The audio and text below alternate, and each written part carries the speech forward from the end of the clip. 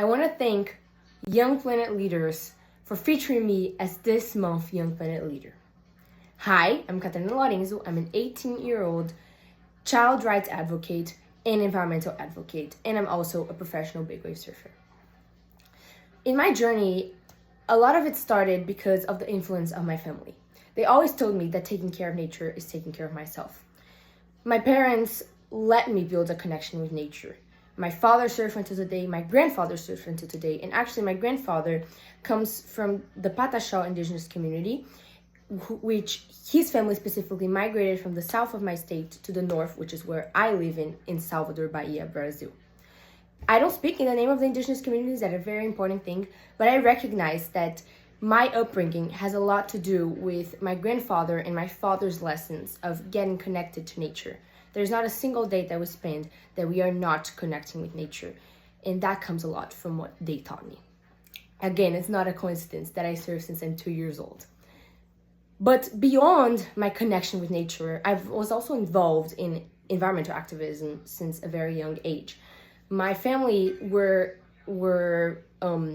involved in a fight to protect a local forest called Vale Encantado, and they founded, and I was part of all of it, an organization called SOS Vale Encantado, where what I did was write letters to the local government, go to the local policymakers at like 7, 8 years old, ask them to create a policy to protect Vale Encantado. I also became a guide to the forest where we bring people so they can learn about the forest, they can connect to the forest in such a big city, which is the third biggest city of Brazil, that is Salvador. And that was my first activism fight, beyond the protests as well, where we went to try to push for the government to protect this local place. And so everything changed when I was actually 12 years old and I had the chance to go to the United Nations.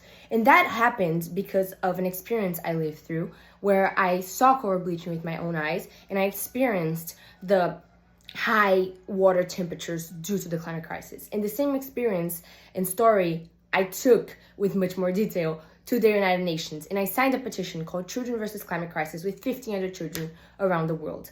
And from then on, a million doors were opened for me. Today, I'm actually still part of SOS Vale Encantado, and actually part of the $1,000 will be given to SOS Vale Encantado so we can continue pushing for Vale Encantado to be protected, because sadly, it's not 100% protected. We're trying to create the first wildlife refuge of Salvador. And this actually already connects with the theme of humanitarianism, because you may think, what does a forest has to do with it? Actually, Vale Encantado and the type of trails that we do has been proved scientifically that it's very helpful for mental health. And beyond that, protecting natural spaces like Vale Encantado is key to protecting children's rights, because there's no children's rights without protecting natural spaces.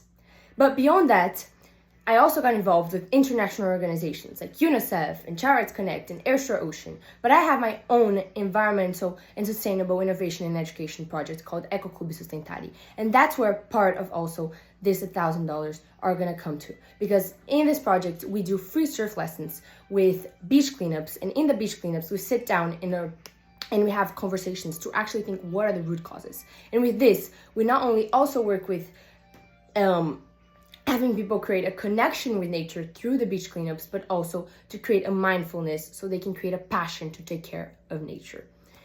So this is a little bit about me, and I just want to thank Young Planet Leaders once again for featuring me as this month's Young Planet Leader. Thank you.